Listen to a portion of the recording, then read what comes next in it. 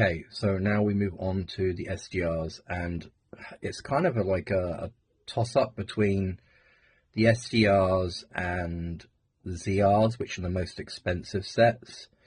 I think the SGRs slightly do it if you don't count the ZR diamonds. But this is the first set. Obviously, it has the stamps on it.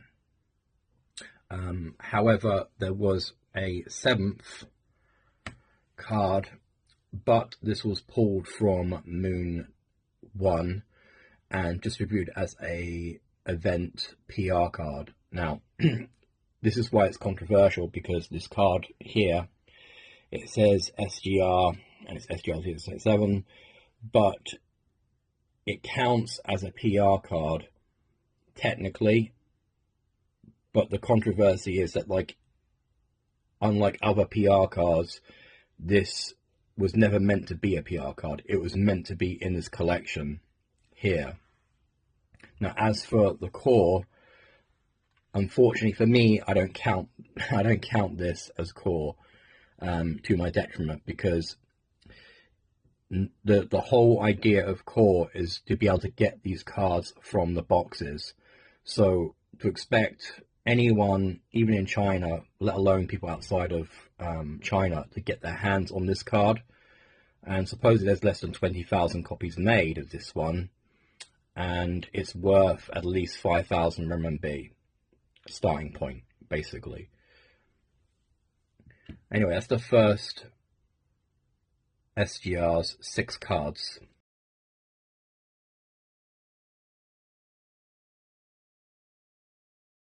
Moon 2, 7 cards.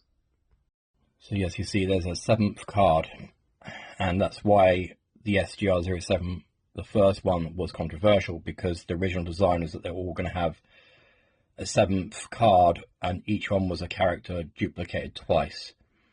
In this box set, obviously it's Rainbow Dash duplicated twice.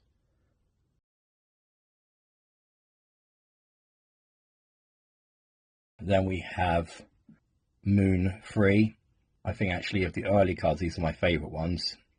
And here we have Pinkie Pie duplicated. And really, realistically, the first 3 boxes are a trinity. After that, they're completely different, not only in the sizes of the cards and the way that the designs of the boxes were. So the first 3 boxes are very different.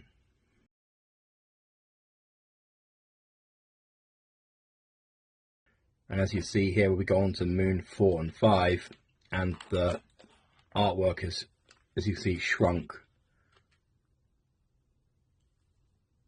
A lot of background. I wouldn't say shrunk by 50%, probably by about 20%, 20 to 30% maybe. But here we don't have 7 cards, we just have 6 cards in Moon 4. And Moon 4 really is the Wonderbolts cards.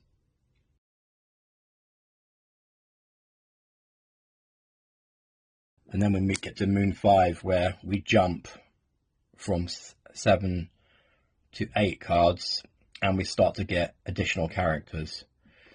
Out of like the Westerners, a lot of like Western collectors really start collecting from here, and mainly it's because of the Fluttershy card.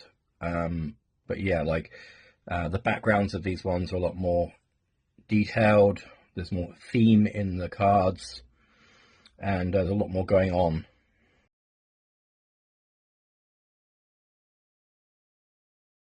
Then we go kind of back to the sort of old designs in Moon 6, where you have sort of larger characters, and this is really where the restart is of the collection and what people know as the Western collection. Again, you got 8 cards, the main 6, but this time we got Luna and Celestia instead.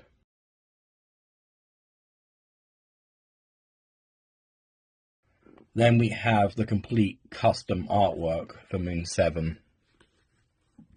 Again, 8 cards, and they're meant to be all different seasons. and they all have HeiManTou. These are HeiManTou designs, the clothing, from the Han Dynasty. It's kind of inspiration. And there was kind of resurgence of HeiManTou like in sort of late 2023, early 2024, but it got really popular sort of 25. That's when you could go out to like parks and see like lots of girls and women dressed in HeiManTou, especially when it was like blossom, tree blossom was going around.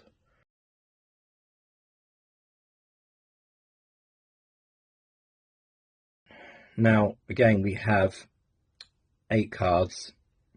However, it's kind of an unspoken thing. And let me just go into the details about this. So, if you look here, there are cherubs under each character. Now, in the Western releases, C and North America, these are removed. Now, I cannot confirm or prove this, but at the time, on the Chinese internet, especially Red Note, there was a big bust up online, and from what I remember, it was some collection of fanboys for some sort of amateur artist, and they were claiming that these were stolen assets from them, and everything was hushed up. Like sometimes it gets like on the Chinese internet, it gets sometimes like when things are controversial, there's a kind of like a scrubbing of the internet kind of thing, and that kind of happened.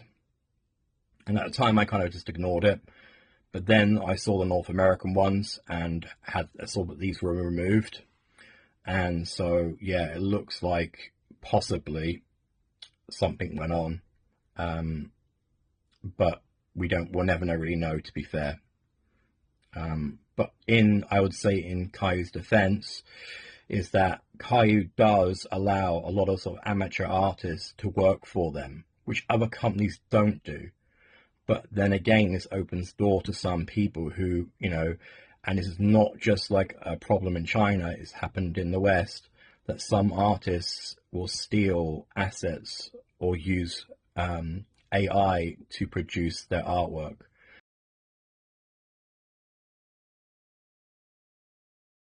Moon 9. Again, we have 8 cards, but this time we actually have a new character, and supposedly, like, I can't get it to work, but they're meant to be sort of like glow in the dark or UV. Now, I've used my jeweler's loop on this, and I can't get anything to appear on my cards. Okay, anyway, I'm back with my jeweler's loop, and let's just try the UV.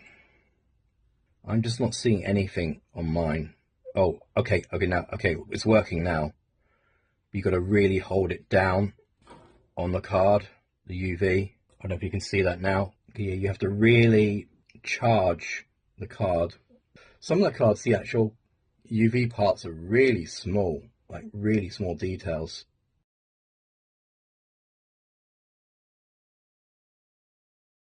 Okay, Moon 10. My main problem with Moon 10, I mean, it's really cool apart from these dual cards, and it's weird because these characters are facing this way and they're facing this way. If it had been flipped, where these were facing this way and these were facing this way, it would look better, but it just looks strange because most sort of like dual cards they have like this, or side-by-side cards, they're opposing each other.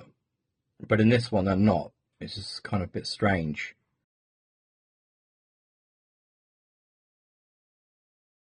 Please give us a sub, as our channel really needs it. I'm sure you've heard the words, "This is the way." But have you ever stopped to feel their weight? The Mandalorian is more than a story, it's a code. A creed about loyalty, found family, and the journey of redemption. So as we wrap up, remember, whether you're forging your own path or standing by those who matter most is the way. Hit subscribe, and let's explore the galaxy together.